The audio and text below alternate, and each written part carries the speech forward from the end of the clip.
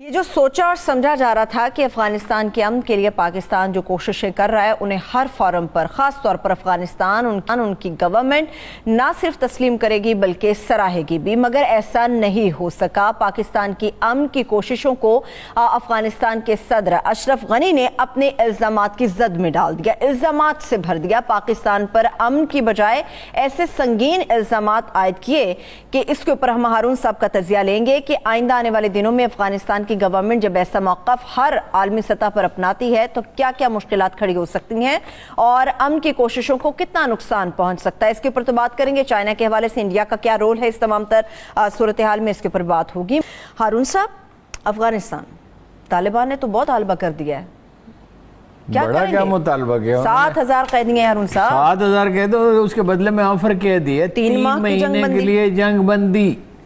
اس کے ساتھ وہ یہ کہہ رہے ہیں کہ ہماری سرزمین کسی کے خلاف استعمال نہیں ہوگی۔ ان کا دعویٰ یہ بھی ہے کہ داعش کو انہوں نے ختم کر دیا ہے، یعنی کم از کم کمزور تو وہ ہو ہی گئی ہے، اور بین الاقوامی سرمایہ کاری کو وہ تحفظ فراہم کریں گے، اور وہ عالمی برادری یعنی عالمی برادری کے ساتھ مل کے چلنا چاہتے ہیں۔ اور بھی بہت سی چیزوں میں انہوں نے لچک دکھائی ہے۔ لچک تو نہیں دکھا رہے اشرف غنی صاحب، یعنی انہوں نے کہا کیا، وہ تو اس پہ یقین ہی نہیں آیا جب وہ خبر دیکھی کہ پاکستان نے 10,000 جنگجو داخل کر دیے ہیں افغانستان۔ یہ جو سیٹلائٹ فضا میں تیر رہے ہیں اسے امریکہ کو یہ دکھائی نہیں دیا۔ یہ برطانوی MI6 جو اس علاقے کی سب سے پرانی انٹیلیجنس ایجنسی ہے، 200 سال 300 سال سے، اس سے یہ بات پتہ نہیں ہے۔ روسیوں کو اس بات کا علم نہیں ہو سکا، کسی کو اس کا پتہ نہیں ہے۔ اشرف غنی کو پتہ ہے کہ 10,000 جنگجو داخل ہو گئے ہیں، تو اس کا ٹھیک جواب دیا عمران خان نے کہ بہت افسوس ہوا، مطلب یہی کہا جا سکتا، بہت رنج ہوا، سب سے زیادہ تکلیف تو ہم نے سہی۔ درست بات، یعنی انہوں نے کہا نہیں، لیکن واقعہ تو یہی ہے نا کہ 70,000 شہری کس کے شہید ہوئے، اور $120 بلین سے لے کے $150 بلین کا نقصان کس کا ہوا؟ پاکستان کو۔ مزارات، منڈیاں، اور جناب مینا بازار اور چرچ، کون سی جگہ ہے جو محفوظ رہی؟ GHQ پہ حملہ ہوا، ISA کے دفاتر پہ حملے ہوئے، مساجد میں حملے ہوئے، کون سی جگہ بچ گئی؟ اور وہ یہ کہہ رہے ہیں جب پاکستان کی امن کی کوششوں کا امریکہ کہہ رہا ہے کہ پاکستان نے امن کی کوششوں میں بڑا کنٹریبیوٹ کیا ہے، دباؤ بھی ہم پہ ڈالتے ہیں کہ اور کریں، لیکن بہرحال پاکستان نے ٹھیک رویہ اختیار کیا۔ اور وہ ایک انڈین جرنلسٹ نے پوچھا عمران خان سے کہ کیا بات چیت اور دہشت گردی ایک ساتھ چل سکتی ہے؟ انہوں نے کہا نہیں چل سکتی، مگر بیچ میں RSS آ جاتی ہے، ان کا ایجنڈا درمیان میں آ جاتا ہے۔ تو جو واقعہ ہے، اور ابھی دیکھیے نا یہ چین والا جو واقعہ ہوا ہے اس میں ثابت ہو گیا نا، تو وہ تو اندازہ ہی نہیں لوگ کر سکتے کہ نقصان کتنا زیادہ ہوتا۔ یعنی وہ تو بارود سے بھری ہوئی گاڑی تھی، وہ تو ٹھیک سے وہ اس کو ہینڈل نہیں کر سکا، اور پیچھے والی بس رک گئی، ورنہ دونوں بسیں تباہ ہو جاتی۔ وہ تو انہوں نے تو پورا انتظام کیا تھا، ایک گاڑی کار آگے جا رہی تھی، یعنی قافلہ ٹھیک طرح سے منظم کیا تھا، اس کے باوجود یہ واقعہ پیش آیا، اور جگہ پہ واقعات پیش آ رہے ہیں۔ ٹیررزم، انڈیا جو ہے پھنس وہ مشکل میں گیا ہے، مگر اپنے اس سے باز نہیں، حرکتوں سے باز نہیں آ رہا، اور اپنی تباہی کو دعوت دے رہا ہے۔ اس طرح پھنس گیا ہے کہ جو دوشنبہ میں میٹنگ ہوئی اس میں چینی وزیر خارجہ سے جے شنکر کی جو ملاقات ہوئی، اس کے بعد ہندو، یہ ان کو اپنا میڈیا یہ رپورٹ کرتا ہے، ان کا اہم اخبار ہے کہ کوئی پیش رفت نہیں ہو سکی۔ روسیوں نے کوئی مدد نہیں کی ان کے چین کے ساتھ تعلقات بہتر بنانے کے لیے۔ افغانستان میں جو رول چاہتے ہیں اس میں روسی ان کی کوئی گرم جوشی باقی نہیں رہی۔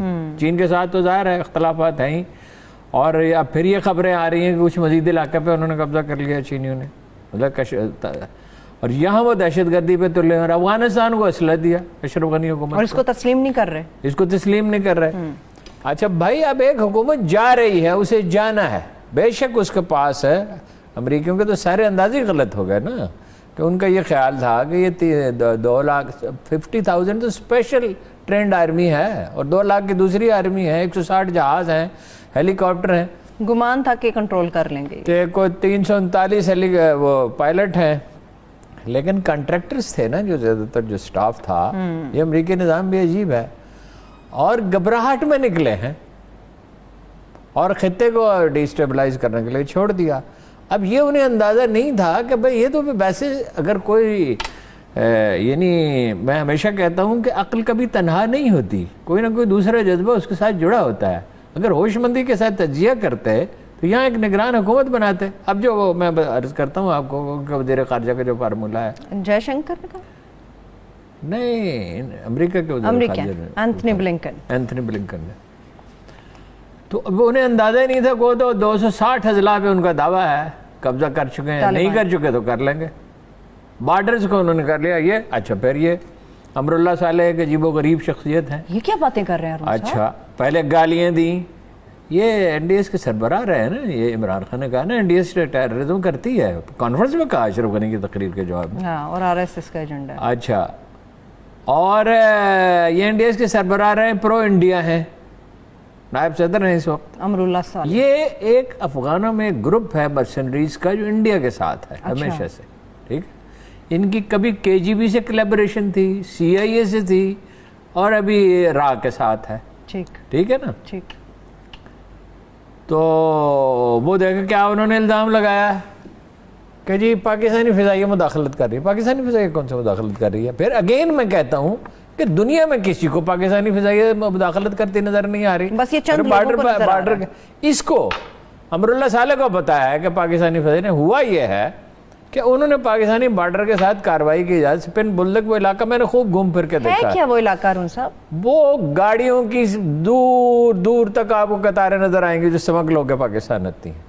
یا یہاں سے پرانی ٹوٹی ہوئی کو گاڑی لے جاتا ہے اور اس کا ڈھانچہ بدل لیتا ہے. ٹھیک, وہ تو بہت سے لوگوں کا کاروبار ہی وہاں سمگلنگ ہے نا. یہ تو باڑ تو اسی لیے لگائی جا رہی ہے نا. شیخ رشید صاحب نے مکمل ہی کر دی تھی, 30 جون کو مکمل ہو جائے گی. وہ 200-250 کلومیٹر باقی ہیں. وہ دشوار گزار علاقہ ہے. وہ باڑ کوئی سمپل یا خاردار تار تھوڑی ہے جیسی گھروں میں لگا دی جاتی ہے. وہ دوہری ہوتی ہے اور اس کے 2 حصے ہوتے ہیں, بیچ میں اس کے بندوبست کرنا پڑتا ہے. اس کے ساتھ ساتھ چوکیاں بنائی جاتی ہیں. یہ شیخ رشید صاحب کی ٹرین نہیں ہے کہ 2 ٹرینوں کی 3 ٹرینیں بنا دیں اس میں سے اور وہ چلے, اور اس میں 3000 آدمی اپنے حلقے سے بھرتی کر دیں. اور بھی اب کارنامہ بھی ان کا سامنے آیا ہے یہ رنگ روڈ کے قصے میں. یہ تو باتیں بنانے والے لوگ ہیں نا, کام کرنے والے لوگ تھوڑی ہیں.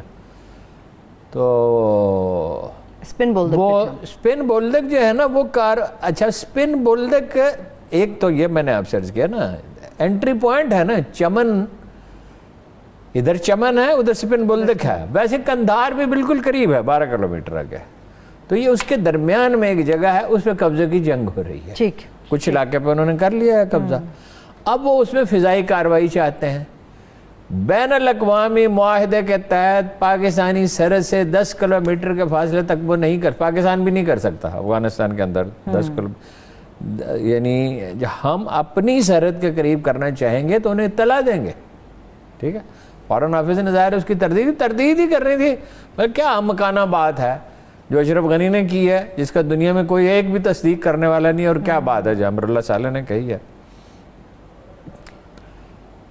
انڈیا جو ہے وہ مشکل میں ہے, لیکن حالانکہ پاکستان اتنی اس معاملے میں نہ صرف نرمی کا بلکہ فیاضی کا مظاہرہ کر رہا ہے کہ ابھی اس کانفرنس میں بھی انہوں نے کہا کہ ہم جیو اکنامک سے قائل ہیں.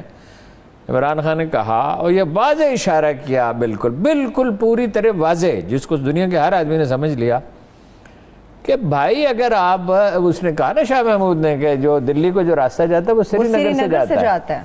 بھئی آپ اپنے اقدامات واپس لیں.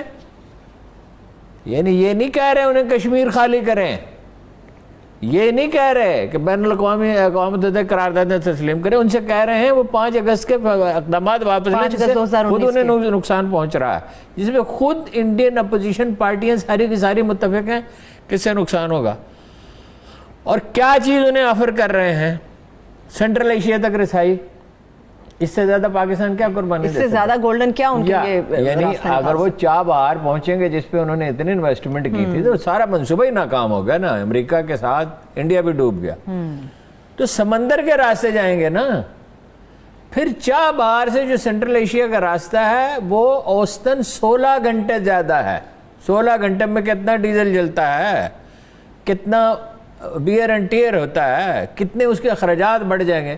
اور کجا یہ کہ وہ پاکستان میں داخل ہوں گے لاہور سے پشاور اور پشاور سے افغانستان کراس کیا اور سینٹرل ایشیا میں، اور اگر واخان کی 12-14 کلومیٹر کی پٹی پہ ریلوے لائن بن جاتی ہے تو تاجکستان میں یعنی یہ چترال پہنچے تو تاجکستان میں داخل ہوگا، پاکستان ان کے لیے کیا کر سکتا ہے۔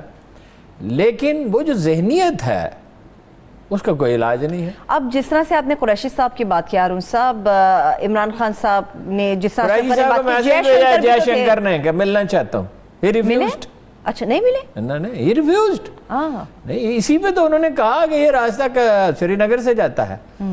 یعنی آپ اندازہ لگائیے کہ افغانستان کیا الزام لگا رہا ہے، اور انڈیا تو اس وقت ہمیں انگیج رکھنا چاہتا ہے، ڈبل گیم انگیج رکھنا چاہتا ہے، ڈبل گیم تو ہے ہی۔